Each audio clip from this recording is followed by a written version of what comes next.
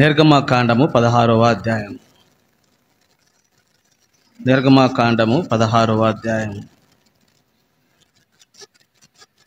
మొదటి 3 వచనాలు. వాస్తవానికి అధ్యాయం అంతా చదవాలి, కానీ మన సమయభావాన్ని బట్టి మనము అవసరతను బట్టి అక్కడక్కడ కొన్ని వచనాలను మనం జ్ఞాపకం చేసుకుంటాం. నిర్గమకాండము 16వ అధ్యాయము మొదటి 3 వచనాలను మనం అందరం కలిసి చదువుకుందాం. ప్రార్థన పూర్వకంగా మీ భాగాన్ని గట్టిగా చదవండి. తరువాత ఇశ్రాయేలీయులు సమాజమంతయును ఏలిము నుండి ప్రయాణమైపోయి వారు ఐగుప్తు దేశంలో నుండి బయలుదేరిన 2వ నెల 15వ దినమున ఏలిమునకును సీనాయికిని మధ్యనున్న సీను అరణ్యమునకు వచ్చిరి. ఈ అరణ్యములు ఇశ్రాయేలీయుల సమాజమంతయు మోషే అహరోనుల మీద సనిగెను. ఇశ్రాయేలీయులు మేము మాంసమును వండుకొని కుండల యొద్ద కూర్చుండి తృప్తిగా ఆహారము తిన్నప్పుడు యెహోవా చేతి వలన ఏల చావకపోతిమి, ఈ సర్వ సమాజమును ఆకలి చేత చంపుటకు ఈ అరణ్యములోనికి మమ్మను అక్కడి నుండి తోడుకొని వచ్చితిరని వారితో అనగా. మరొక భాగాన్ని కూడా కలిసి చదువుకుందాము. సంఖ్యాకాండము 33వ అధ్యాయము 9, 10, 11 వచనాలను 33వ అధ్యాయము 9, 10, 11 వచనాలను కలిసి చదువుకుందాం. ఏలిములో 12 నీటి బుగ్గలను 70 ఈత చెట్లు ఉండెను. అక్కడ దిగిరి. ఏలిములో నుండి వారు బయలుదేరి ఎర్ర సముద్రం వద్ద దిగిరి. ఎర్ర సముద్రం వద్ద నుండి బయలుదేరి సీను అరణ్యమందు దిగిరి. ప్రభు సాయం కొరకే మనము వైపు చూస్తాం. ప్రార్థన. ప్రేంగల తండ్రి, వందన స్తోత్రాలు. ఇంతవరకు ప్రభుని వ్యక్తిగతంగా స్తుతించి ఆరాధించడానికి సహాయపడ్డారు. తిరిగి మా ఎదుట ఉంచబడినటువంటి మీ బలను బట్టి స్తుతిస్తున్నాం. వాక్యపు వెలుగులో మమ్మల్ని పరీక్షించుకొని యోగ్యంగా ఆ బలను సమీపించలాగున మాతో మీరు మాట్లాడు దేవా. మీ వాక్యమును మా హృదయములు తెరవచ్చేయము, మా మనసులను తెరవచ్చేయము. ధర్మశాస్త్రమును ఆశ్చర్యకరమైన సంగతులను మేము చూచినట్లు, గ్రహించినట్లు, తెలుసుకున్నట్లు మాకు సహాయం చేయమని ప్రార్థన చేస్తున్నాం. పరిశుద్ధాత్మ యొక్క సంచారమును, నడిపింపును మాకు దయచేయమని మీ శిరసత్వాన్ని కోరుతూ యేసయ్య ప్రశస్త నామములో ప్రార్థిస్తున్నాము తండ్రి, ఆమేన్. ఇశ్రాయేలీయుల యొక్క ప్రయాణ సరళిలో గత వారము నేను మీకు ఒక ప్రదేశాన్ని జ్ఞాపకం చేశాను, ఆరాధనలు కదా. అది ఎక్కడ దిగారంట వారు? ఏలీమును గురించి మనం చూస్తూ వచ్చాం. ఇప్పుడు ఏలీములో ఏమున్నాయో నేను గత వారం ఆరాధనలో మీకు జ్ఞాపకం చేస్తూ వచ్చాను. ఆ తర్వాత ఇశ్రాయేలీయులు సమాజం అంతా కూడా తిరిగి ఏలీము నుండి ఏమయ్యారంట? ప్రయాణమైపోతూ వస్తున్నారు. వారు ప్రయాణమైపోయి వారు తర్వాత ఏలీము తర్వాత వారు డిపాచ్ అయినటువంటి, వాళ్ళు దిగినటువంటి స్థలం ఏది అని అంటే ఎక్కడున్నారు వాళ్ళు? అంతకంటే ముందు ఎర్ర సముద్రం దగ్గరకు వచ్చారు. వాళ్ళు ఎక్కడున్నారు ఇప్పుడు? సరే, ఎర్ర సముద్రం గురించి ఒకవేళ ఇది మా ఆరాధన వర్తమానం చూద్దాం అనుకున్నాం, కానీ సమయము చూస్తాం. ఎర్ర సముద్రములో ఆరాధన కొరకే మంచిగా ఉంది, దానిలో తలంపులు మనం రోజుచిత్తమైతే ఎర్ర సముద్రం ఆరాధన కొరకే చూస్తాం.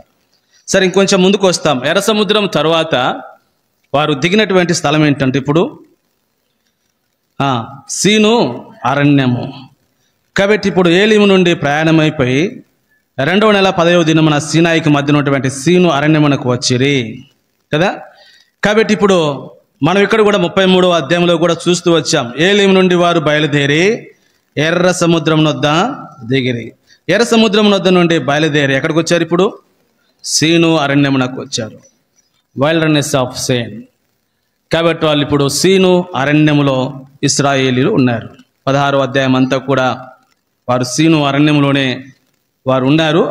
17వ అధ్యాయంలో వారు సీను అరణ్యం నుంచి ప్రయాణం ఎక్కడికి వెళ్ళారంటే ఇప్పుడు రఫీదీములోనికి వెళ్తారు. సీను అరణ్యం నుంచి బయలుదేరి రఫీదీములోనికి వెళ్తారు. కాబట్టి ఇప్పుడు వీరు ఇశ్రాయేలీయులంతా కూడా సీను అరణ్యంలో ఉన్నారు. సీను అనేటువంటి మాటకు అర్థం ఏంటి అని అంటే ముళ్ళు లేకపోతే బురద అనే 2 పదాలు ఉన్నాయి. సీను అనేటువంటి మాటకు అర్థము ముళ్ళు లేక బురద అనేటువంటి అర్థాలను ఇస్తాయి. ఇప్పుడు సీను అరణ్యం యొద్ద ఎన్నో విషయాలు మన సమయాన్ని బట్టి ఒక 4 విషయాలు మాత్రం నేను జ్ఞాపకం చేయడానికి ప్రయత్నం చేస్తాను. ఈ సీను అరణ్యం వద్ద ఇశ్రాయేలీయులను గురించి ఈ 16వ అధ్యాయం అంతా కూడా వారు సీను అరణ్యంలో ఏం చేశారు అనే విషయాలు అక్కడ రాయబడతా వచ్చినాయి. అందులో మొట్టమొదటిగా 16వ అధ్యాయము మొదటి తలంపులో మనం ఒక మాటని జ్ఞాపకం చేస్తాం. 10వ వచనాన్ని చదువుతాం. అట్లు అహరోను ఇశ్రాయేలుల సర్వసమాజముతో మాట్లాడుచుండగా వారు అరణ్యం వైపు చూచిరి. అప్పుడు యెహోవా మహిమ ఆ మేఘంలో వారికి కనబడెను. కాబట్టి ఇక్కడ సీను అరణ్యములో ఉన్నటువంటి ఇశ్రాయేలీలు, ఇప్పుడు సీను అరణ్యంలో ఉన్నారు ఇశ్రాయేలీలు. కాబట్టి సీను అరణ్యంలో ఏం జరిగింది అని అంటే, అహరోను ఇశ్రాయేలుల సర్వసమాజముతో మాట్లాడటం ఆరంభిస్తూ వచ్చారు. వారు ఇప్పుడు ఏ వైపు చూస్తూ ఉన్నారు అని అంటే, అరణ్యం వైపు వాళ్ళు చూస్తూ ఉన్నారు. ఉన్నట్లు ఉండి ఆ అరణ్యం వైపు వారు చూస్తూ ఉన్నప్పుడు వారు ఏం చూశారు అని అంటే, యెహోవా మహిమ ఆ మేఘంలో వారికి అంటే ఈ మాట చెప్తా మొదటి తలంపులో, సీను అరణ్యంలో ఇశ్రాయేలీలు యెహోవా యొక్క మహిమను చూచారు. లేకపోతే సీను అరణ్యంలో ఇశ్రాయేలీలు యెహోవా యొక్క మహిమను కనుగొన్నారు అని చెబుదాం. కాబట్టి ఇక్కడ సీను అరణ్యంలోనికి వచ్చినటువంటి ఇశ్రాయేలీలు, కాబట్టి అంతకుముందు వారు దేవుని యొక్క మహిమను మరి ఎక్కడ చూసినట్లుగా మనం అక్కడ చూడలేము. కానీ ఆ 14వ అధ్యాయంలో ఉంది, అక్కడ కూడా వారు మహిమను చూసినట్లుగా ఉంది. సరే, ఇప్పుడు 16వ అధ్యాయంలోకి వచ్చినప్పుడు సీను అరణ్యంలో ఇశ్రాయేలీలు ఏం చూశారు అంటే, యెహోవా యొక్క మహిమను చూశారు. దేవుని యొక్క మహిమను వారు చూసిన వారిగా ఉన్నారు. దేవుని యొక్క మహిమను వారు కనుగొన్నటువంటి వారిగా ఉన్నారు. అంటే ఈ మాటని వారు అరణ్యం వైపు చూస్తూ ఉండగా అరణ్యంలో వారు ఏం కనపడుతుంది అంటే, వారికి దేవుని మహిమ కనపడతా ఉంది. అంటే దేవుని మహిమ కనపడతా ఉన్నట్టు వారు దేవుని చూస్తున్నారు. కాబట్టి దేవుని యొక్క మహిమను చూస్తున్నారు, దేవుని యొక్క మహిమను వారు అక్కడ కనుగొన్నారు. అంటే ఇప్పుడు వారు ఎవరిని చూస్తూ ఉన్నట్లు మనకు అర్థమవుతుంది అని అంటే, అపోస్తుల కార్యములలో ఒక మాటని నేను మీకు జ్ఞాపకం చేస్తాను. అపోస్తుల కార్యములు 7వ అధ్యాయము 2వ వచనం. అపోస్తుల కార్యములు 7వ అధ్యాయము 2వ వచనం. అందుకు స్టెఫను చెప్పినది ఏమనగా, సహోదరులారా, తండ్రులారా వినుడి. మన పితరుడైన అబ్రహాము హారానులో కాపురముండక మునుపు మెసొపొతేమియాలో ఉన్నప్పుడు మహిమగల దేవుడు అతనికి, కాబట్టి అబ్రహామునకు ప్రత్యక్షమైనటువంటి ఆ మహిమ లేకపోతే మహిమగల దేవుడు ఇప్పుడు సీను అరణ్యంలో కూడా ఇశ్రాయేలీయులకి దేవుని యొక్క మహిమను చూస్తున్నాడు అని అంటే, వారికి ఇప్పుడు మహిమ కలిగినటువంటి దేవుడు సీను అరణ్యంలో ఇశ్రాయేలుకి ఏమయ్యాడు?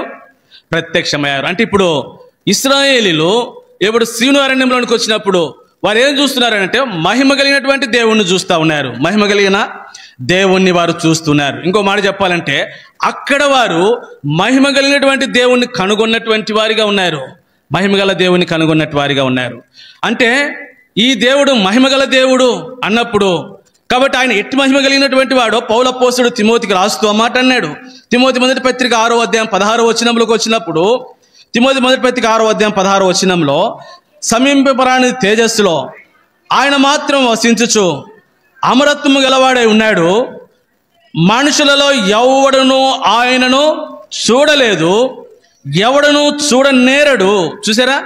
కాబట్టి సమీపింపరాని తేజస్సులో ఆయన మాత్రం వహించినటువంటి దేవుడు, అమరత్వం కలిగినటువంటి దేవుడు, మనుషులలో ఎవడు కూడా ఆయన ఏం చేయలేరంట? చూడలేడు, ఎవడను కూడా చూడనేరడు. అంటే ఇప్పుడు ఆ మహిమ కలిగిన దేవుని ఎవరు చూడలేరు, చూడనేరడు. మరి ఆ మహిమ కలిగినటువంటి దేవుడు ఇశ్రాయేలీయులకు ఈనాడు వారు ఎట్లా కనుగొన్నారు, వారు ఎట్లా చూశారు? ప్రభువే తనను తాను కాబట్టి వారికి ఏం చేసుకుంటూ వచ్చాడు? ప్రత్యక్షపరుచుకుంటూ వచ్చాడు. కాబట్టి ఇప్పుడు మహిమ కలిగినటువంటి దేవుణ్ణి వారు చూస్తూ వచ్చారు.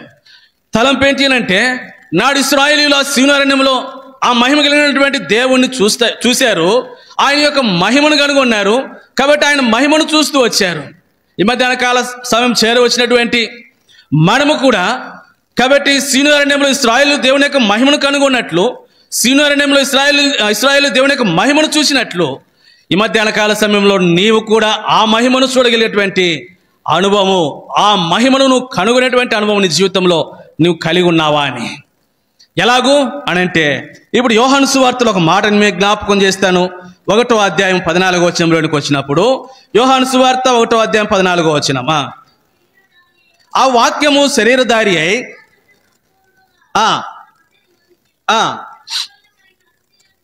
తండ్రి వలన కలిగిన అద్వితీయ కుమారుని మహిమ వలె మనము ఆయన మహిమను.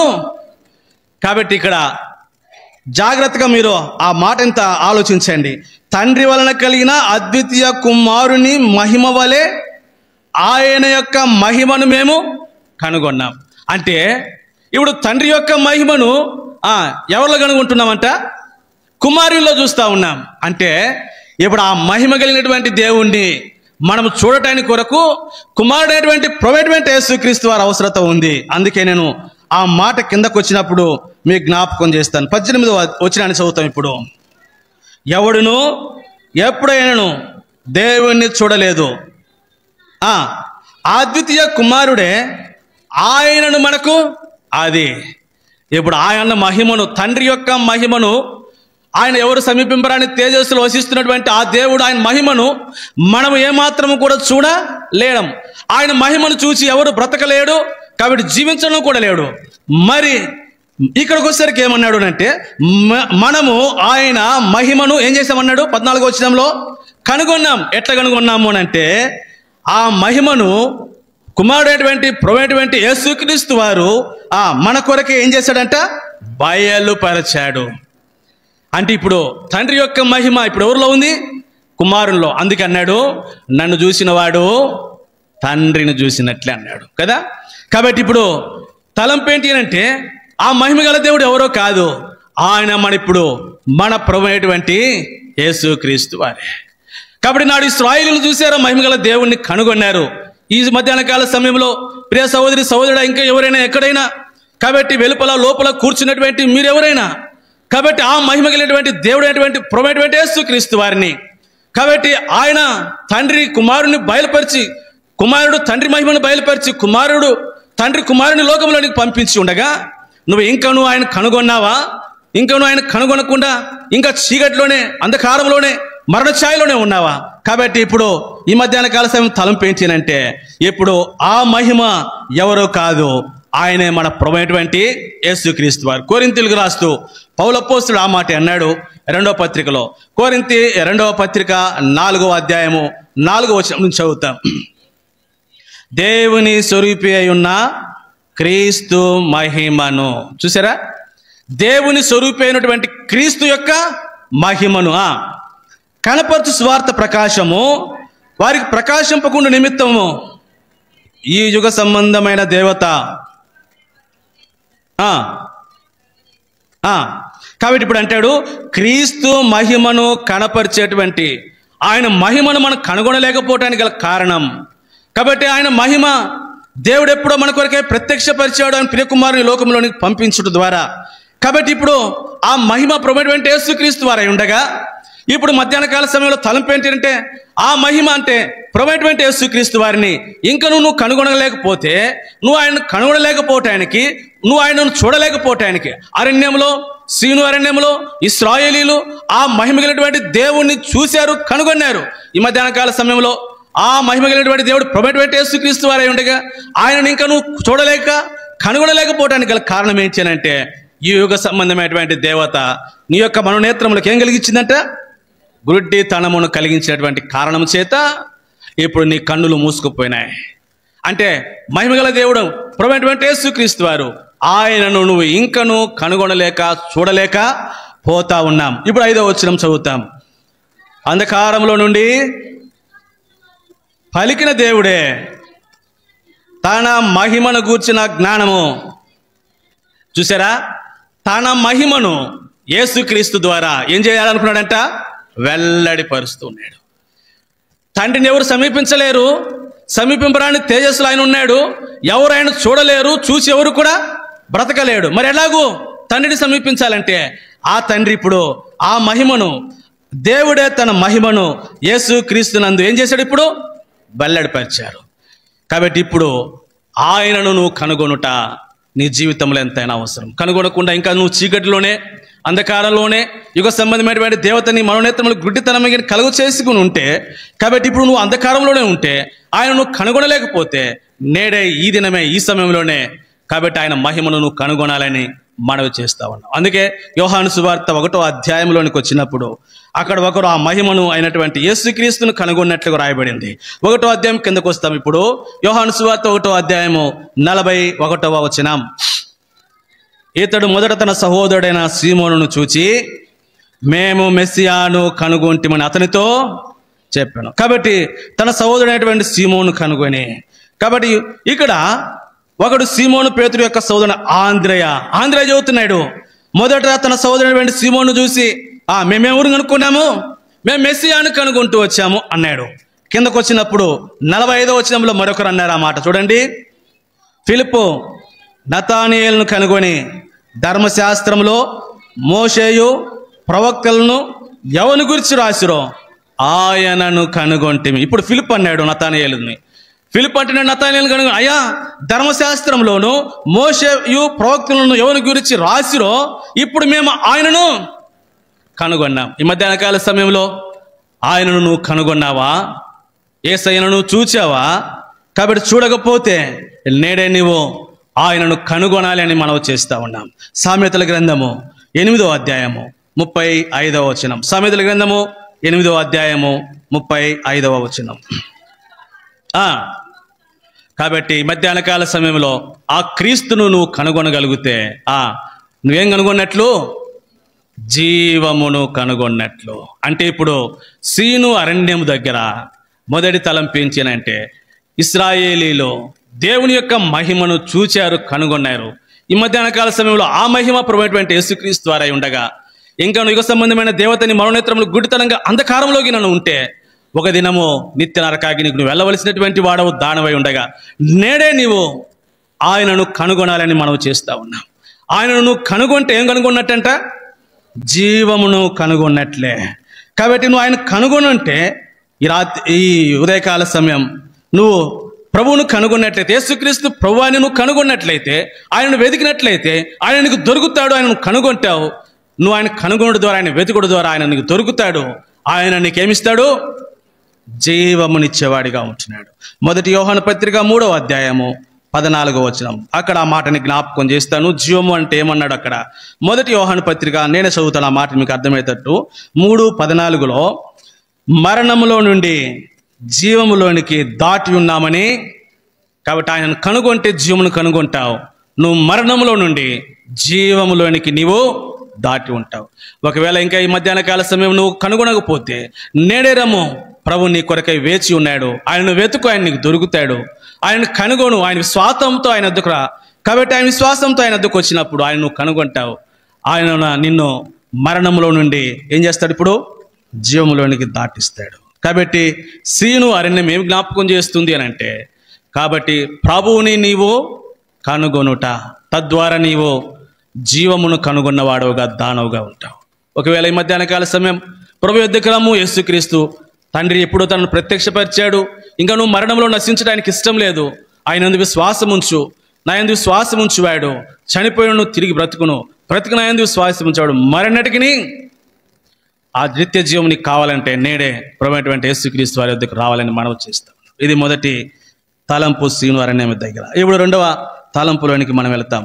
16వ అధ్యాయము నిర్గమకాండము 16వ అధ్యాయం 16వ అధ్యాయం నిర్గమకాండము 2వ వచనాన్ని చదువుతాం.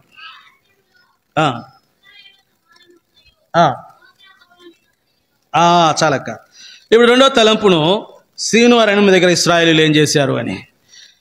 కాబట్టి ఇప్పుడు ఇశ్రాయేలీయులు ఆ అరణ్యంలో ఇశ్రాయేలీయుల సమాజం అంతయు ఏం చేశారంటమ్మా? సనిగినారంట. సీను అరణ్యం దగ్గర ఇశ్రాయేలు ఏం చేశారమ్మా?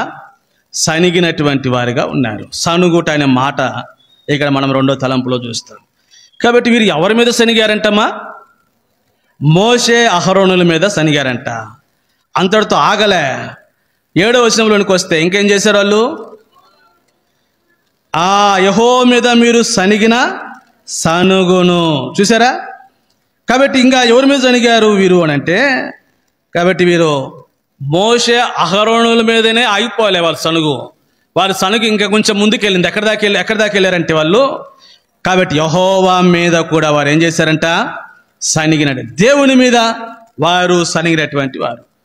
పోనీ వీరు మోషే అహరోనుల మీద సనగటము, అంతకి ఇంకొక అడుగు ముందుకేసి, కాబట్టి ఏ మహిమనైతే కనుగొన్నారో ఆ దేవుని మీద కూడా వీళ్ళు ఏం చేస్తున్నారంట?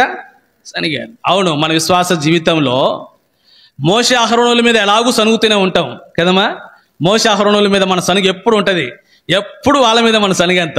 అయితే ఇప్పుడు ఇంకొంచెం ముందుకు ఒక అడిగేసి ఎవరి మీద జరుగుతున్నారంట? ఇప్పుడు దేవుని మీద కూడా జరుగుతున్నారంట. అది సీను అరణ్యం దగ్గర ఇశ్రాయేలు చేస్తున్నటువంటి పని.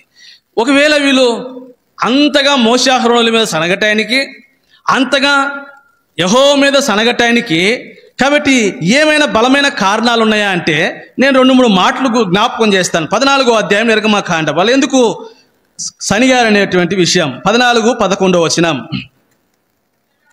అంతట వారు మోషేతో, ఐగుప్తులో సమాధులు లేవని ఈ అరణ్యములో చచ్చుటకు మమ్మును రప్పించితివా? కాబట్టి మమ్మల్ని ఐగుప్తులో నుండి బయటికి రప్పించి మమ్మల్ని ఇట్లా చేయనేలా.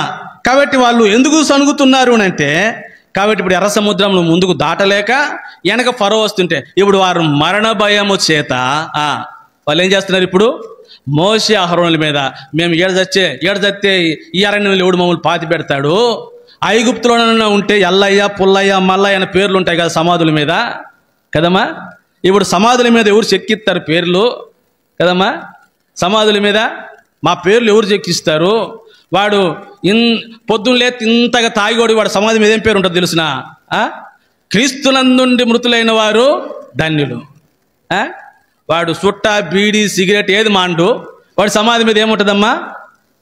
మంచి పోరాటం పోరాడి తిని నా కరుగు, ఇలాంటి పేర్లు రాసి పెడతారు సమాధుల మీద కదమ్మా. ఇప్పుడు ఇశ్రాయేలీలు అదే ఏమంటున్నారంటే మాకు సమాధులు లేవనా అన్నారు. ఇప్పుడు 15వ అధ్యాయంలోనికి వస్తాం. నిర్గమకాండము ఇప్పుడు 15వ అధ్యాయము 24వ వచనం. నిర్గమకాండం 15వ అధ్యాయం 24వ వచనం. ప్రజలు మేమేమి త్రాగుదుమని, ఇప్పుడు రెండోదిగా వారు బలమైన కారణం ఏమైనా ఉందా అంటే వాళ్ళు దేని కొరకు సనుగుతున్నారంట? నీళ్లు లేకపోయేసరికి మోషే అహరోనుల మీద సనుగుతా ఉన్నారు. ఇప్పుడు 16వ అధ్యాయము 2వ వచనంలోనికి వచ్చినప్పుడు వారు ఎందుకు సనిగారు అక్కడ? 3వ వచనం చదివితే బాగా 2-3 వచనాలు చదువుతాం.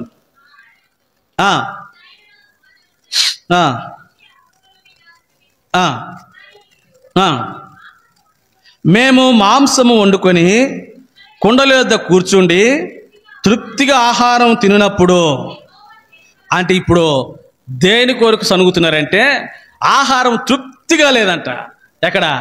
అరే నేను అంటే దేని కొరకు సనుగుతున్నారు? ఇప్పుడు మాకు ఇక్కడ తృప్తికరమైనటువంటి ఆహారం లేదని సనుగుతా ఉన్నారు. అవును, మనం కూడా అనేకసార్లు ఏం పప్పు పెట్టకపోతే ఏమైంది, కొద్దిగా చికెనో మటనో పెడితే ఏమైంది కదమ్మా అంటే సనుగు కదా. సనుగు అనేది బయటికి రాదు, సనుగు అనేది బయటకు వస్తుందా?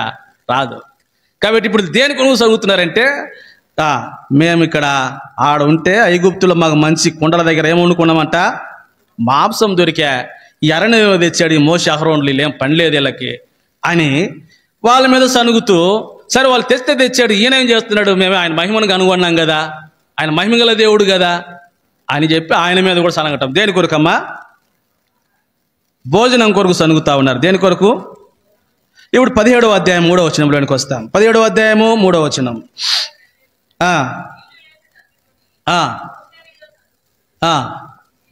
చాలక ఇక్కడ కూడా వారు నీళ్లు లేక దప్పిక కొని ఉన్నప్పుడు వారు మోషే అహరోనుల మీద సనుగుతూ వచ్చారు.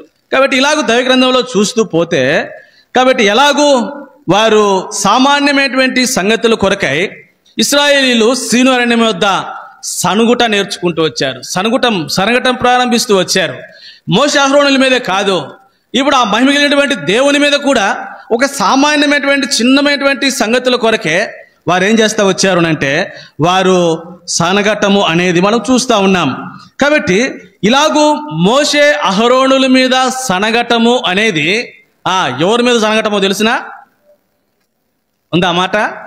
అనేక సార్లు దేవుని యొక్క దాసుల మీద, కాబట్టి మోషే అహరోనుల మీద సనగటము అనేది ఎవరి మీద సనగటమో తెలుసా? చూద్దాం ఆ మాటని. కాబట్టి వాళ్ళు అనుకుంటే మేము మోషే అహరోనుల మీద కదా సనుగుతున్నాం, కాబట్టి అనుకుంటా ఉంటాం. సామెతల మొదటి గ్రంథము 8వ అధ్యాయం 7వ వచనం. సామెతల మొదటి గ్రంథము 8వ అధ్యాయము 7వ వచనం. క్షమించండి, మొదటి సమూయేలు గ్రంథము 8వ అధ్యాయం 7వ వచనం. సమూయేలు మొదటి గ్రంథం 8వ అధ్యాయము 7వ వచనం.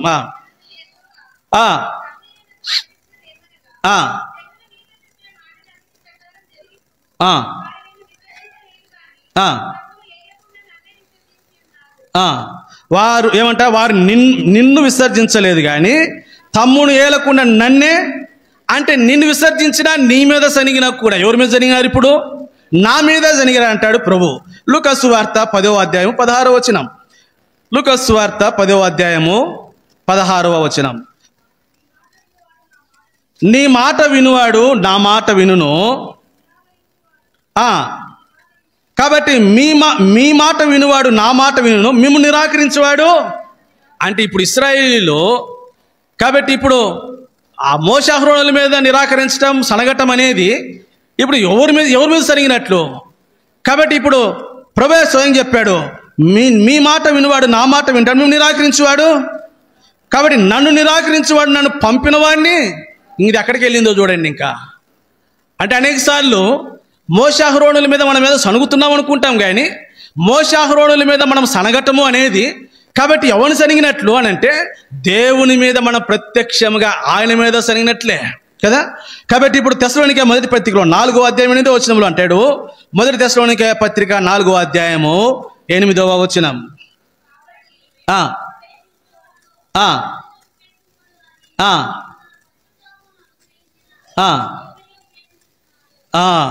ఇక్కడేమంటాడు 4:8 మొదటి తెస్సలోనికే. కాబట్టి ఉపేక్షించువాడు మనుషుని ఉపేక్షింపడు కానీ మీకు తన పరిశుద్ధాత్మను అనుగ్రహించినటువంటి దేవునినే. ఈ మాట మన హృదయాల్లో ఉంచుకుందాం. ఎంతటి పొరపాటు సీను అరణ్యంలో ఇశ్రాయేలు ప్రజలు చేస్తూ ఉన్నారు. వారు సనగటం అనేది మోషే అహరోనుల మీద అనుకుంటున్నారు, కానీ ప్రభు అంటాడు వారి మీద కాదు, మోషే అహరోనుల మీద సనుగుట అనేది ఎవరి మీద సనిగినట్లు? కాబట్టి దేవుని మీద సనిగినట్లుగా మనం ఇక్కడ చూస్తూ ఉన్నాం.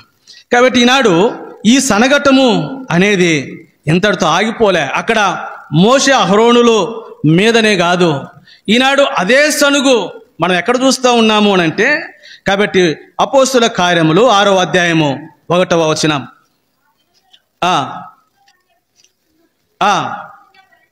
అనుదిన పరిచర్యలో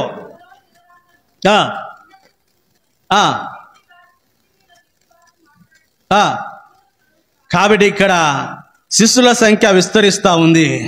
అంటే ఎక్కడ ఈ 32వ వచనంలో విశ్వసించిన వారందరూ ఏక హృదయం ఏకాత్మ గలవారై, ఇది సంఘం, మొదటి సంఘం ఇక్కడ రాయబడతా వచ్చింది. కాబట్టి మొదటి సంఘంలో ఉండేటువంటి ప్రజలు ఆ దినంలో శిష్యుల సంఖ్య విస్తరించుచున్నప్పుడు అనుదిన పరిచయలో తమలోని విధవరాలను చిన్న చూపు చూచిరి అని హెబ్రీయుల మీద గ్రీకు భాష మాట్లాడు యూదులు. కాబట్టి ఇప్పుడు ఎవరు సనుగుతున్నారంటే హెబ్రీయుల మీద యూదులు. అంటే ఈ సనగటం అక్కడ ఆగిపోలే. ఈ సనుగు ఎక్కడికి వచ్చింది? ఇప్పుడు సంఘంలోనికి వచ్చింది. కాబట్టి ఇప్పుడు ఈ సనగటం అనేది కాబట్టి ఇప్పుడు సంఘంలోనికి వచ్చింది. కాబట్టి సంఘంలో ఉండేటువంటి మోషే అహరోనుల మీద సనగటం అనేది, కాబట్టి ఇప్పుడు మనం సంఘంలో ఎవరి మీద సనుగుతున్నట్లమ్మా? ప్రభు మీద సనిగినట్లే. అవును. కాబట్టి అనేక సార్లు ఈ సంఘంలోనికి ఈనాడు ఇప్పుడు ఈ సంఘంలోనికి ఈ సనుగులు ప్రవేశించడం మనం చూస్తూ ఉన్నాం. మత్తయి సువార్త 20వ అధ్యాయం, మత్తయి సువార్త 20వ అధ్యాయము 11-12 వచనాలు. మత్తయి సువార్త 20వ అధ్యాయం 11-12 వచనాలు. 1 గంట మాత్రమే పనిచేసినను పగలంతయు కష్టపడి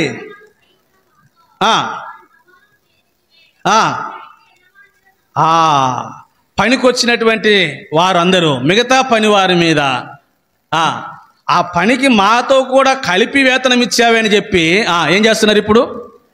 అది ఈ సనుగు రాను సంఘంలో ఎట్లా వచ్చిందని అంటే, మాకెయ్యాల వేరే వాళ్ళకి ఇస్తే ఎట్లా అన్నట్టు వచ్చింది కదమ్మా.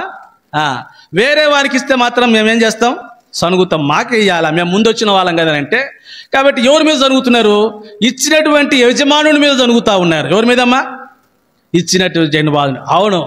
ఎన్ని పర్యాయాలు విశ్వాస జీవితంలో ప్రభు బలలో చేసేటువంటి నువ్వు పరీక్షించుకో. సంఘంలో ఎన్ని పర్యాయాలు తలాంతులు కలిగినప్పుడు వాళ్ళు ప్రభు తనకు తలాంతులు కలిగినప్పుడు ప్రభు తనకు వరం ఇచ్చినప్పుడు, కాబట్టి తన పైన ఉన్నటువంటి వారు ఆ విషయమును గ్రహించి ఎరిగి మోషే అహరోను లాంటి వారు ఆ పనిని పరిచరణ వారికి అప్పగిస్తూ వచ్చినప్పుడు వారి తలాంతును బట్టి మన విశ్వాస జీవితంలో ఎన్ని పర్యాయాలు సనిగామో.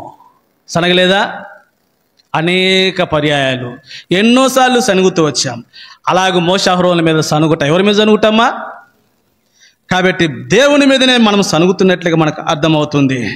అయితే ఇక్కడ నుంచి నేను కొన్ని ముందుకు వెళతాను. ఇప్పుడు ఇశ్రాయేలీలో మోషే అహరోనుల మీద సనగటము ఏమి జరుగుతూ వచ్చింది? సంఖ్యాకాండము 11వ అధ్యాయము 1వ వచనం. సంఖ్యాకాండము 11వ అధ్యాయము 1వ వచనాన్ని చదువుతాం.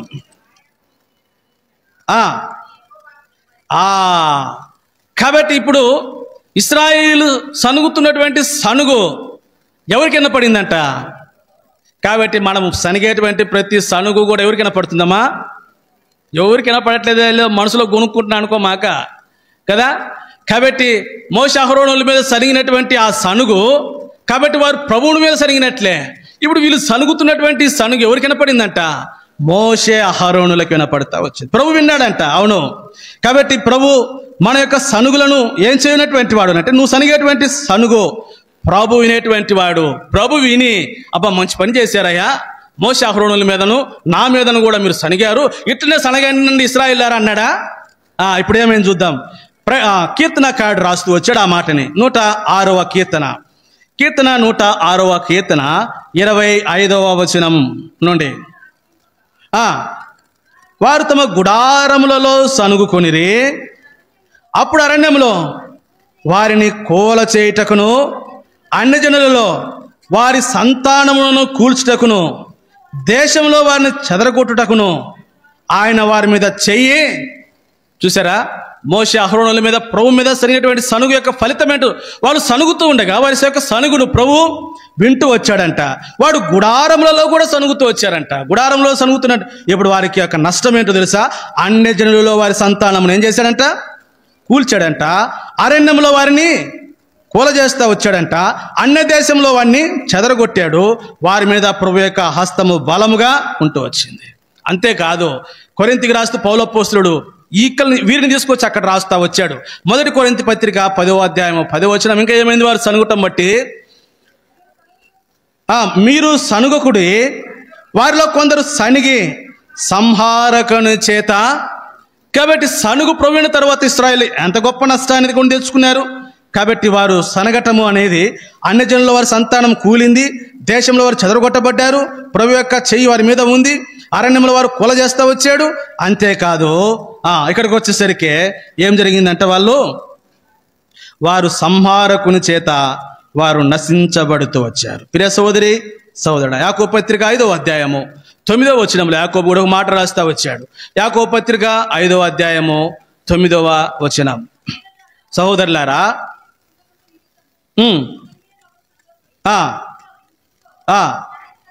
ఇదిగో న్యాయాధిపతి ఎక్కడున్నాడు? వాకిట ఉన్నాడు. అంటే ప్రభు మనకు సనిగేటువంటి ప్రతి సనుగును కూడా ప్రభు వింటా ఉన్నాడు. ఇశ్రాయేలీలు ఆ సనుగులు విన్నటువంటి దేవుడు వానికి ఏమిచ్చారమ్మా? పనిష్మెంట్ ఇచ్చాడు. కాబట్టి దేవుడు మన యొక్క సనుగులు వింటా ఉన్నాడు. తప్పకుండా ప్రభు మనకేమిస్తాడమ్మా? పనిష్మెంట్ ఇస్తాడు. ఈనాడు సంఘాల్లోనే కాదు. కాబట్టి పరిసయ్యులు ఉన్నారు, వాళ్ళు సనుగుతూ వచ్చారు. యూదులు ఉన్నారు, వాళ్ళు సనుగుతూ వచ్చారు. కాబట్టి ఇలాగ మనము సనిగినటువంటి వారు చాలామంది దైవ గ్రంథంలో కనపడుతూ వస్తారు. మీదికి తలంపేంటి అని అంటే, ఈ సీను అరణ్యం యొద్ద ఇశ్రాయేలీలు సనుగుతూ వచ్చారు మోషే అహరోనుల మీద. కాబట్టి దేవుడు వారి యొక్క సనుగును విన్నాడు. కాబట్టి తన ప్రజలైనటువంటి వారి మీద సనగటం ద్వారా ఇశ్రాయేలీని అక్కడ ఏం చేస్తూ వచ్చాడో నేను మీకు జ్ఞాపకం చేస్తూ వచ్చాను. ఇప్పుడు మన యొద్దకు వచ్చినప్పుడు ఈనాడు సంఘంలో కూడా అట్టి సనుగులు లేక పోలే. ప్రియ సంఘమా, ఒకవేళ నీ జీవితంలో ఇంకా సనుగుతూ ఉన్నామేమో చిన్నదానికి పెద్దదానికి. కాబట్టి ఉదయం వచ్చినటువంటి వారు ఆ యజమానుడు ఇష్టం మేరకు తన యొక్క జీతమును వారికి ఇస్తూ ఉంటే, ఉదయం వచ్చినటువంటి వారు సనుగుతూ ఉన్నారు, గొనుగుతూ ఉన్నారు. నీ విశ్వాస జీవితంలో ఇక్కడ సనుగులు గొనుగులు ఇంకా నీ జీవితంలో ఉంటే, కాబట్టి ప్రభు నిన్ను ఏం చేస్తూ ఉంటాడు? నిన్ను న్యాయాధిపతి ప్రభు ఉన్నాడు. ఆయన నిన్ను తప్పకుండా శిక్షించేటువంటి వాడుగా కాబట్టి ఉంటాడు. ఇక్కడ ఏమంటాడంటే 9వ వచనంలో ఏం చదివినాం మనము? 5:9 యాకోబు పత్రిక, సహోదరులారా మీరు తీర్పు పొందకుండా నిమిత్తము, అంటే సనగటం అనేది, కాబట్టి దేవుని యొక్క తీర్పులోనికి మనము తీసుగా రాబడేటువంటి వారు. అవును, ఈనాడు సంఘం విశ్వాసమైనటువంటి మనము ఎంతగా సనుగుకుంటామో చిన్నవాటికే. కాబట్టి ఎలాగూ కారణాలు ఏముండవు, బలమైనటువంటి కారణాలు ఉన్నాయి. ఇశ్రాయేలీలకి ఏ బలమైనటువంటి కారణాలు లేవు. చిన్న చిన్నటువంటి వాటికే సనుగు గొనుగుతా, నువ్వేం సనుగుతున్నావో, నువ్వేం కొనుక్కుంటున్నావో అది దేవునికి వినపడతా ఉంది అన్న సంగతిని మర్చిపోకు. కాబట్టి దేవుడు విని మీరు తీర్పు పొందుతారన్న సంగతిని మరచిపోవద్దని మనవి చేస్తూ ఉన్నాం. ఫిలిప్పీలకు రాస్తూ పౌలు అపోస్తలుడు 2వ అధ్యాయం 14-15 వచనాల్లో, ఫిలిప్పీ పత్రిక 2వ అధ్యాయము 14-15 వచనాలు.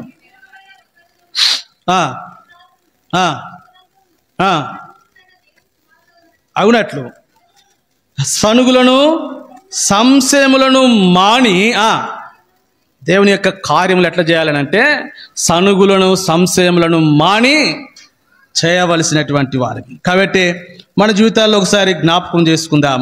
సనుగుటం మాని మనం ఒకరిని ఏం చేద్దాము అంటే, ఒక మాట పేతురు రాస్తూ తన మొదటి పత్రికలో 4వ అధ్యాయము 9వ వచనం, మొదటి పేతురు పత్రిక 4వ అధ్యాయము 9వ వచనం,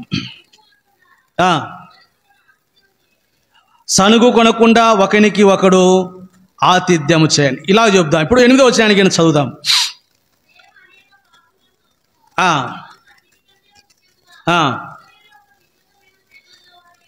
నేను ఇలాగ చెప్తాను, సనుగు కొనకుండా ఒకని ఎడల ఒకడు మిక్కటమైన ప్రేమ గలవారై ఉండామా? ఒకసారి పరీక్షించుకొని ఆ యొక్క బలలో మనం ప్రవేశించేవారి. ఎన్ని పర్యాలు మన విశ్వాస జీవితంలో ఇశ్రాయేలీయుల వలె సనుగుతూ వచ్చారు. కాబట్టి సనుగకుండా ఒకరిని ఒకరు మెంగలిగి ఉండాలంటమ్మా, ప్రేమ కలుగుతూ ఉండాలని. ఇది 2వ తలంపు, సీను అరణ్యం యొద్ద ఇశ్రాయేలీయుల గురించి నేర్చుకునేది.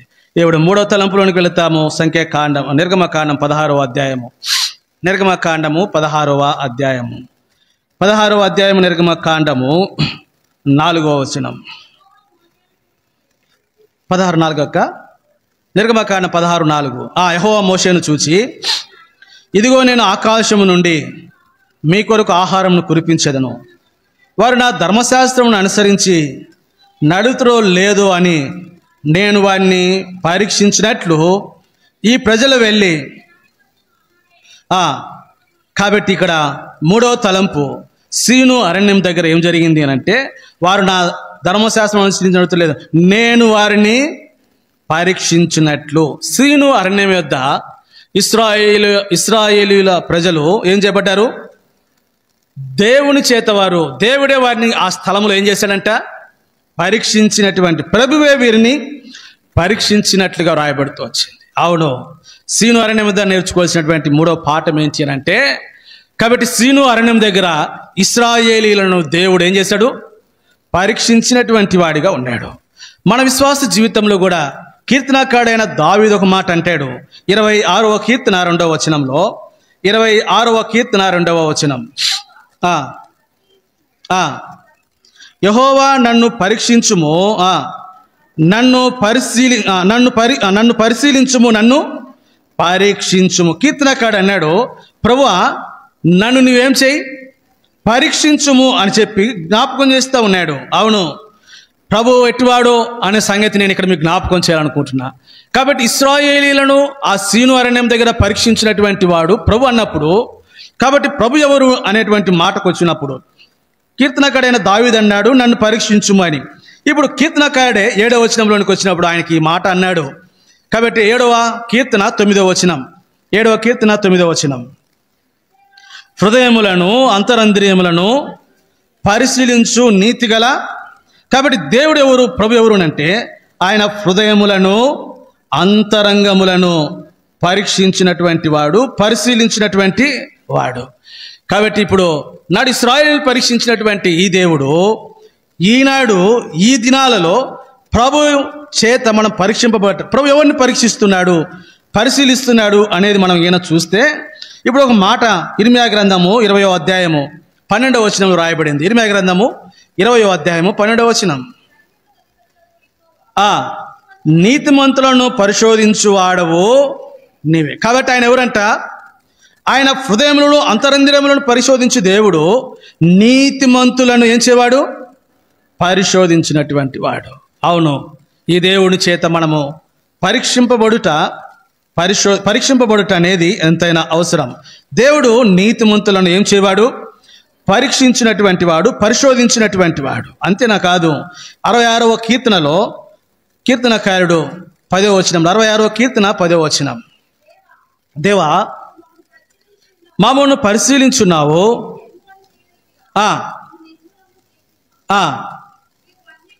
నీవు బందీ గృహంలో పెట్టిదివి, మా నెత్తి మీద ఎక్కున్నట్లు చేసితివి. కాబట్టి ఇక్కడ అంటాడు, దేవా నీవు మమ్మల్ని ఏం చేస్తున్నావు? పరిశీలించున్నావు, లేకపోతే పరీక్షించి ఉన్నావు. ఆ పరీక్షింపబడిన తర్వాత, పరిశీలించిన తర్వాత ఆయనను నీవు మమ్మల్ని ఏం చేస్తావంట? సమృద్ధి గల చోటికి తీసుకొని వచ్చావు. ఇశ్రాయేలీయులు కూడా ఆ తర్వాత చూస్తాము, మళ్ళీ తర్వాత తలంపులో, తర్వాత లెసన్లో. కాబట్టి వారు ఇప్పుడు ఇక్కడ సీను అరణ్యం దగ్గర వారు ప్రభువు చేత ఏం చేయబడ్డారు? పరీక్షింపబడుతూ వచ్చారు. జకర్యా గ్రంథము 13వ అధ్యాయము 1వ వచనం. జకర్యా గ్రంథము 13వ అధ్యాయం 1వ వచనం.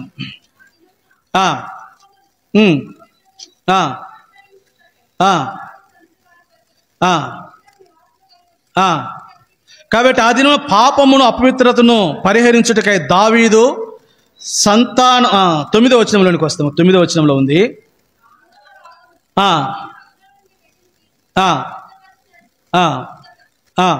బంగారంను శోధించినట్లు వారిని శోధింతును. కాబట్టి ఎవరంట వీరు? కాబట్టి బంగారమును శోధించినట్లు నేను వారిని శోధిస్తా.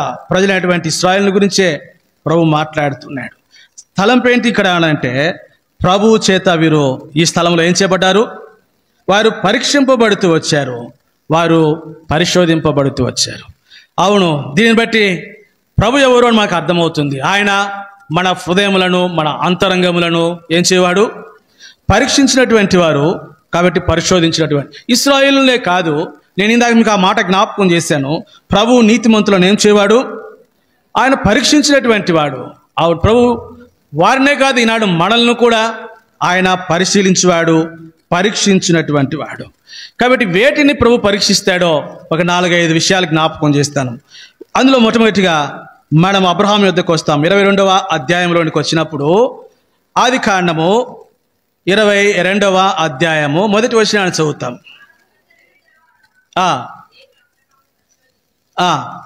ఎట్లనగా పిలువగా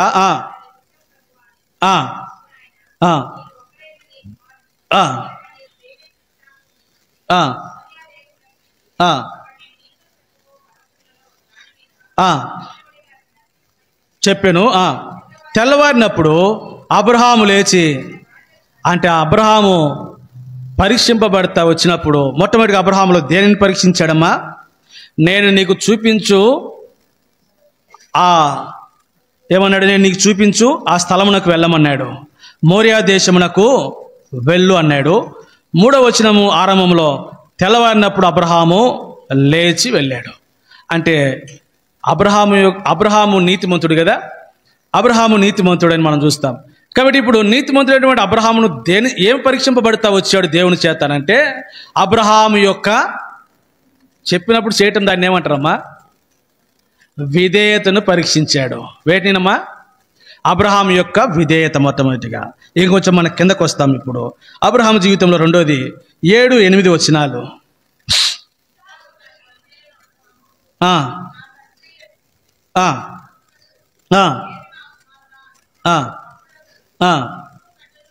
ఉన్నవి కానీ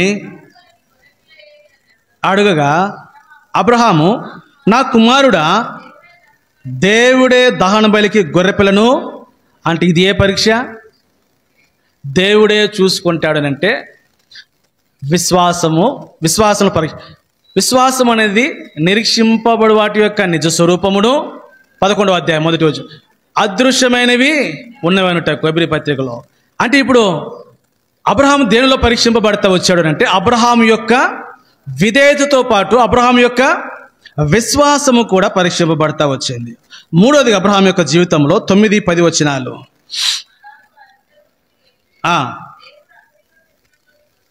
ఆ ఆ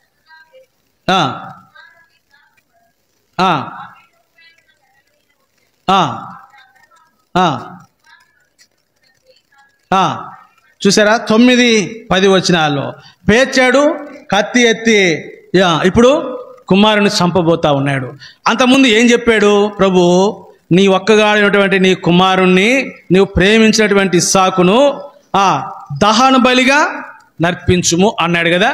ఇప్పుడు ఆ పని ఇక్కడ సంపూర్ణం చేస్తూ ఉన్నాడు అబ్రహాం. అంటే అబ్రహాము మూడోది ఎందులో పరీక్షింపబడ్డాడు అని అంటే అబ్రహాం యొక్క సమర్పణ, సాక్రిఫికేషన్లో, సమర్పణలో ఏం చేయబడ్డాడు? ఇక్కడ పరీక్షింపబడుతూ వచ్చాడు. కాబట్టి 3 విధాలైనటువంటి పరీక్ష అబ్రహాము దేవుని చేత ఎదుర్కోవాల్సి వచ్చింది. ఎప్పుడైతే 3 విధాలైనటువంటి పరీక్షలలో అబ్రహాం పాస్ అయ్యాడో, అబ్రహాం విషయమై 12వ వచనము మధ్య భాగంలో ఏమన్నాడు అంటే, నువ్వు దేవునికి భయపడువాడని ఇందువలన నాకు కనపడుచు ఉన్నది అన్నాడు. ఆ తర్వాత ఏం జరిగింది అనేది మనం చూస్తే కిందకు వచ్చినాం అనుకోండి. కిందకు వస్తే 17వ వచనం, నేను నిన్ను ఆశీర్వదించి ఆకాశ నక్షత్రం వల్లే.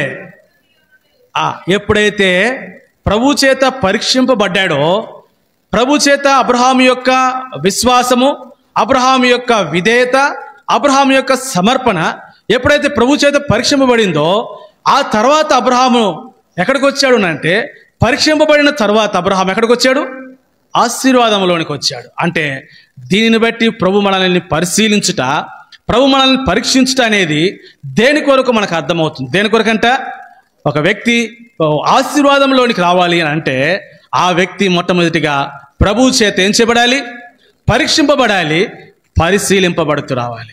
ప్రభు ఇశ్రాయేలు ప్రజలనే కాదు, తర్వాత అబ్రహామునే కాదు, ఈనాడు దేవుడు మనల్ని కూడా పరీక్షించాలనేది ప్రభు యొక్క ఉద్దేశమై ఉంటుంది. ఏప్రిల్ ఒక మాటనే జ్ఞాపకం చేస్తాను. యెషయా గ్రంథము 48వ అధ్యాయము, యెషయా గ్రంథము 48వ అధ్యాయము 10వ వచనం. యెషయా గ్రంథము 48వ అధ్యాయం 10వ వచనం.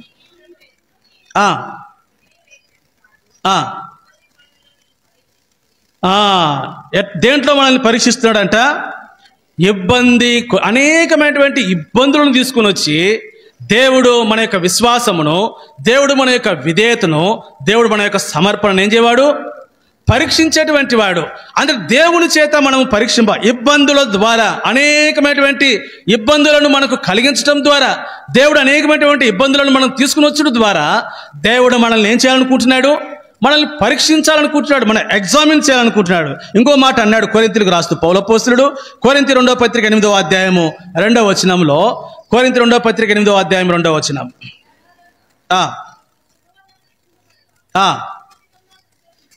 రెండవదిగా దేని వలనంట?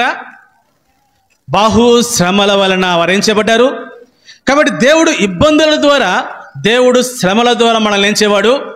పరీక్షించినటువంటి వాడు. అది సీను అరణ్యం దగ్గర మనం నేర్చుకోవాల్సినటువంటి ఒక ఆత్మీయమైనటువంటి పాఠం. అవును, మన జీవితాల్లో ఎన్నైనా ఇబ్బందులు వచ్చినప్పుడు, ఏమైనా శ్రమలు వచ్చినప్పుడు వాటిని దేవుడే అనుమతిస్తూ, దేవుడే మనల్ని వాటి గుండా ఏం చేయనటువంటి వాడు? పరీక్షించినటువంటి వాడు. తద్వారా మనల్ని ఎక్కడ తేవాలనుకుంటున్నాడు ప్రభు? ఆశీర్వాదంలోనికి తేవాలనుకుంటున్నాడు. అవును, ప్రభు మన మీదకి వస్తున్నటువంటి ఇబ్బందులు, మన మీద తీసుకురాబడుతున్నటువంటి శ్రమలు, వీటి ద్వారా మనం పరీక్షింపబడుతున్నప్పుడు అబ్రహామునకు వలె మనం విధేయత చూపుదాం, అబ్రహామునకు వలె మనం విశ్వాసమును కలిగి ఉందాం, అబ్రహామునకు వలె మనం కూడా సమర్పణను కలిగి ఉందాం.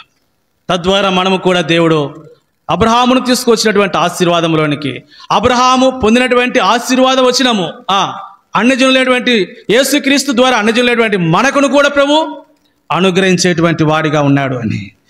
సరే, ఇక ఈ తలంపు ముగింపులోనికి వచ్చినప్పుడు నేను 3వ తలంపు ఎందుకు అక్కడ ప్రభు పరీక్షించాడు అనేది నేను మీకు జ్ఞాపకం చేస్తూ వచ్చాను. ప్రభు మనల్ని పరీక్షిస్తాడు అనే సంగతిని సీను అరణ్యం దగ్గర నేర్చుకుంటూ వచ్చినప్పుడు, కాబట్టి ఎందుకు ప్రభు మనల్ని పరీక్షిస్తాడు అనేది మన విషయంలోనికి వస్తాం. ప్రభు మనల్ని కూడా ఎలా పరీక్షిస్తాడని చెప్పాను? ఇబ్బందుల ద్వారా, శ్రమల ద్వారా. తద్వారా అత్యధికమైనటువంటి ఆశీర్వాదంలోనికి మనం రావాలి అని. కాబట్టి దేవుడు ఎందుకు మనల్ని పరీక్షిస్తాడు అనే విషయాన్ని చూస్తే ఒక 5 మాటలు జ్ఞాపకం చేస్తాను. నిర్గమకాండం 16వ అధ్యాయం 4వ వచనంలో మొదటి తలంపు, మొదటి మాట 16:4.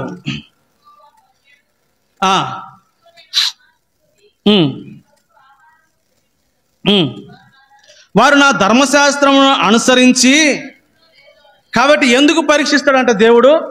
ఎందుకు వీరిని పరీక్షించారు? వారు నా ధర్మశాస్త్రమును అనుసరించి నడుతురో, అది దేవుడు ఇబ్బందులు, దేవుడు శ్రమల ద్వారా మనల్ని ఎందుకు పరీక్షిస్తాడు అని అంటే, ఈ ప్రజలు నా ధర్మశాస్త్రమును అనుసరించి నడుతురో లేదో అని. అంటే దేవుని యొక్క ధర్మశాస్త్రమును మనము అనుసరించి నడవలేకపోయినప్పుడు దేవుడు నీ జీవితంలో ఏమిటి అనుమతిస్తాడు? దేవుడు శ్రమలను, దేవుని ఇబ్బందులను తీసుకుని వస్తాడు. ఎందుకు తీసుకుని వస్తాడు అంటే, ఈ ప్రజలు నా ధర్మశాస్త్రమును అనుసరించి నడుచున్నట్లు. లూకా సువార్త 6వ అధ్యాయంలో ఒక ఇంటిని గురించి ప్రభు మాట్లాడుతూ వచ్చినప్పుడు, లూకా సువార్త 6వ అధ్యాయము 46వ వచనం నుంచి చదువుతాం. 6:46. ప్రభువా ప్రభు అని నన్ను పిలుచుడేందుకు నా యొద్దకు వచ్చి నా మాటలు విని వాడి చొప్పున చేయు ప్రతివాడు అన్నాడు అక్కడ. తర్వాత కిందకు వచ్చినప్పుడు 48వ వచనంలో ఏమన్నాడు?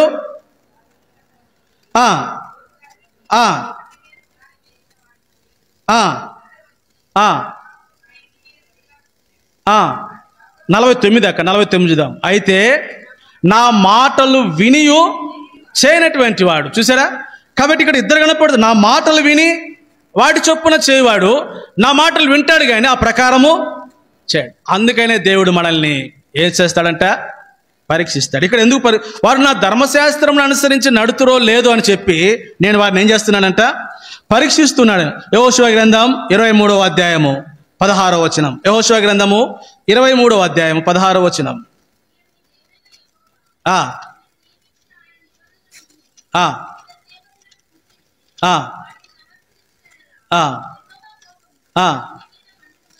కాబట్టి ఇక్కడ అంటాడు యెహోషువ గ్రంథంలో 23వ అధ్యాయము 16వ వచనంలో, మీరు మీ దేవుడైన యెహోవా మీకు నియమించిన ఆయన నిబంధనను మీరి ఆయన నిబంధన ఏం చేస్తున్నారంటే వీళ్ళు మీరి, అందుకోసమే అతను ప్రజలైనటువంటి ఇశ్రాయేలును ప్రభు పరీక్షించవలసినటువంటి అవసరత అక్కడ ఏర్పడింది.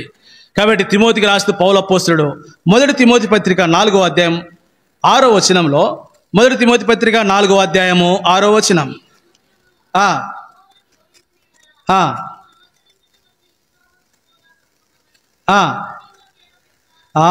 విశ్వాస సంబంధమైన వాక్యముల చేత పెంపారుచు క్రీస్తు యేసునకు మంచి పరిచారకుడువై.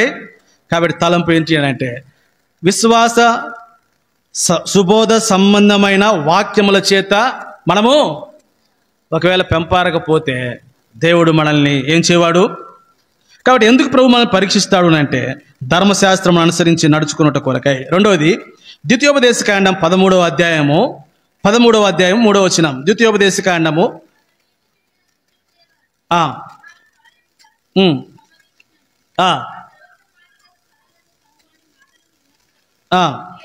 ఏలయనగా నేను మీ దేవుడైన యెహోవాను మీ పూర్ణ హృదయముతోనూ మీ పూర్ణాత్మతోనూ ప్రేమించుచున్నారో లేదో తెలుసుకొనుటకు మీ దేవుడైన యెహోవా మిమ్మును ఎందుకు ఇశ్రాయేలుని పరీక్షిస్తున్నాడు అంటే, మీ పూర్ణాత్మతోనూ పూర్ణ హృదయంతోనూ మీ దేవుడైనటువంటి యెహోవాను ప్రేమిస్తున్నారో లేదో అని. ప్రేమించారా? మోషే ఆ కొండ శిఖరం మీదకి వెళ్ళినప్పుడు ఆయనను ప్రేమించకుండా దేన్ని ప్రేమించారమ్మా? చెవులకి ముక్కులకి అన్ని తీసి ఒక దూడనం చేసి, ఓ ఇశ్రాయేలు నువ్వే మమ్మును ఐగుప్తులోంచి తీసుకొచ్చినటువంటి వాడు నువ్వే అని చెప్పి దానిని ప్రేమించడం మొదలుపెట్టారు. కాబట్టి మన యొక్క ప్రేమ, ప్రభువుని మనం ప్రేమిస్తున్నామో లేదో అని తెలుసుకోవటానికి దేవుడు మనల్ని ఏం చేస్తూ ఉంటాడు? పరీక్షించేటువంటి వాడిగా ఉంటున్నాడు. అందుకే కీర్తనకారుడు 116వ కీర్తన 1 వచనంలో అన్నాడు, కాగా నేను ఆయనను ఏం చేస్తున్నాను? ప్రేమించుచు ఉన్నాను. నేను ఆయనను ప్రేమించుచు ఉన్నాను. కాబట్టి కీర్తనకారుని వల్ల మనం చెప్పగలుగుతూ రావాలి. మత్తయి సువార్త 10వ అధ్యాయము 37వ వచనంలో, మత్తయి సువార్త 10వ అధ్యాయము అది ప్రేమించటము అంటే తండ్రినైనను తల్లినైనను నాకంటే ఎక్కువగా. అలాగూ మనం ఇప్పుడు అబ్రహాము యొక్క జీవితంలో ఆ పరీక్ష ఎదుర్కోవటానికి అందుకే ఆ మాట అన్నాడు, ఏమని? నీవు ప్రేమించు ఇస్సాకు. చూడండి, మన జీవితంలో ప్రభువు కంటే దేనిని ఎక్కువగా ప్రేమిస్తా వస్తామో దానినే దేవుడు అడుగుతాడు. జ్ఞాపకం పెట్టుకోండి కదమ్మా. దేవుని కంటే మనం దేన్ని ఎక్కువగా ప్రేమిస్తే అదే నాకు ఏమని అడుగుతాడు. అప్పుడు తెలియాలా మనం అది ఇచ్చేటప్పుడు ఏడ్చుకుంటే ఇస్తాము అబ్రహాం లాగా, లేకపోతే సంతోషంగా కత్తి ఎత్తిస్తాము కదమ్మా. కాబట్టి ఎందుకు ప్రభు మనల్ని పరీక్షిస్తాడు అంటే మనం దేవుని ప్రేమించుచున్నామో లేదో అని తెలుసుకునేందుకొరకై ప్రభు మనల్ని పరీక్షించేటువంటి వాడు. అందుకే పేతురు అపోస్తులను ప్రభు పరీక్షిస్తూ వచ్చాడు 3 పర్యాయాలు. అబ్రహామా, పేతురు, వీటికంటే నీవు నన్ను ఎక్కువగా ప్రేమించుచున్నావా అని. అంటే ఇంకొక నన్ను ప్రేమించడం మొదలుపెట్టాడు. అంతకు ముందే ఆయన ఏం చేస్తూ వచ్చాడో మనకు తెలుసు. అందుకే ప్రభు అన్నాడు, వీరికంటే ఎక్కువగా నీవు నన్ను, అది ప్రభు మన నుంచి కోరుతుంది. దాని కొరకే దేవుడు మనల్ని పరీక్షించువాడు. రెండవది. మూడవదిగా 26వ కీర్తన 2వ వచనం.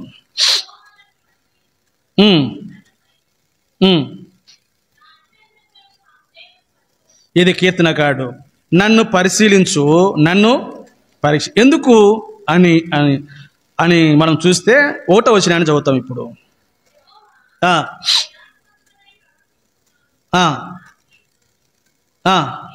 ఏమియు సందేహపడకుండా యెహోవా యందు నేను నమ్మిక ఉంచి.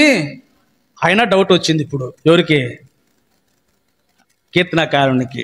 ఏమియు సందేహపడకుండా యెహోవా యందు నేను నమ్మిక ఉంచి ఉన్నా.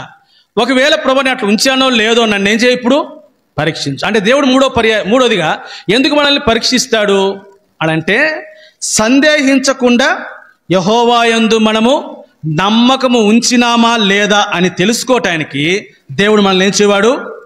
అందుకే మత్తయి సువార్త ఒక మాట దీనికి సపోర్టుగా జ్ఞాపకం చేస్తాను. మత్తయి సువార్త 9వ అధ్యాయం, క్షమించండి, మార్కు సువార్త 9వ అధ్యాయం 24వ వచనం. వెంటనే ఆ చిన్నవాని తండ్రి, నమ్ముచున్నాను, నాకు అపనమ్మకం ఉండకుండా సహాయము చేయమని బిగ్గరగా. అది మనము కూడా అపనమ్మకము ఉండకుండానట్లు దేవుడు మనల్ని పరీక్షిస్తువాడు. అంటే సందేహించకుండా ప్రభువును నమ్మేటం.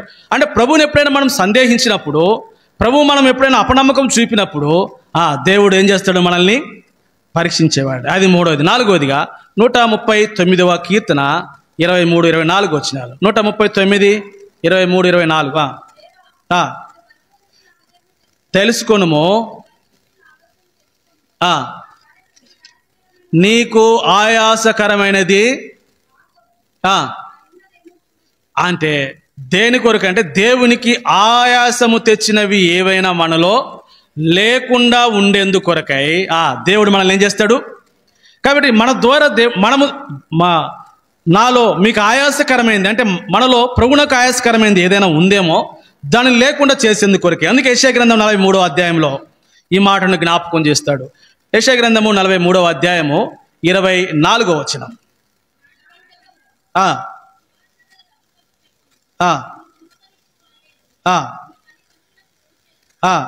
నన్ను తృప్తిపరచలేదు సరే కదా, నీ పాపముల చేత నీవు నన్ను విసిగించితివి, నీ దోషముల చేత నన్ను. అది అందుకోసమే మన పాపములు దోషముల చేత మనం మరలా ప్రభుని ఎక్కడ ఆయాస పెడతామో అని, అలాగూ ఆయన మనం ఆయాస పెట్టకుండా ఉండేందుకు కొరకై దేవుడు మనల్ని ఏం చేయవాడు? పరీక్షించువాడు, పరిశీలించినటువంటి వాడు. మలాకి గ్రంథము 2వ అధ్యాయము 17వ వచనం. మలాకి గ్రంథము 2వ అధ్యాయము 17వ వచనం. మీ మాటల చేత మీరు యెహోవాను ఆయాస పెట్టుచు, దేని చేత ఆయన ఆయాస పెట్టుచున్నామని మీరు అడుగుచున్నారే. చాలా కాబట్టి మీ మాటల చేత మీరు యెహోవాను దేని చేత మళ్ళీ మేము ఆయాస పెడుతున్నామని మరలా ప్రభువుని అడుగుతున్నామంట.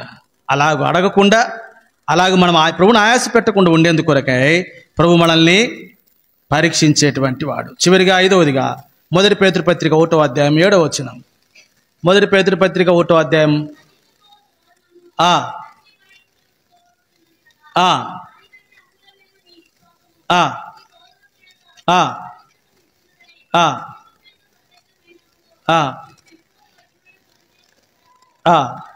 కాబట్టి ఇక్కడ దేని కొరకు అంటే ఈడ ఫిగరేటివ్ అంటే సాదృశ్య అలంకారంగా చెప్పాడు. నశించి సువర్ణము అగ్ని పరీక్షల వలన శుద్ధపరచబడుతుంది కదా అన్నాడు. అంటే ఎందుకు ఇది పరీక్షింపబడుతుంది అని అంటే అది శుద్ధ పరచబడుట కొరకు. అంటే దేవుడు ఎందుకు మనల్ని ఎందుకు మనం పరీక్షిస్తాడు అని అంటే మనము శుద్ధ సువర్ణంగా ఉండేందుకు కొరకే. అందుకే ప్రభువు దినం రాబోతూ ఉన్నాడు. ఆయన ఎదుట ఆయన సంఘం ఎట్లుండాలి అని ప్రభు కోరుతూ ఉన్నాడు అని అంటే ఎఫెసీ పత్రిక 5వ అధ్యాయము 25వ వచనం 5:25 ప్రేమించుడి అటువలే క్రీస్తు కూడా సంఘమును ప్రేమించి అది కలంకమైనను ముడతైనను అటుది మరి ఏదైనా లేక పరిశుద్ధమైనది గాను నిర్దోషమైనది గాను మహిమగల సంఘం గాను ఆయన తన ఎదుట నిలబెట్టవలనని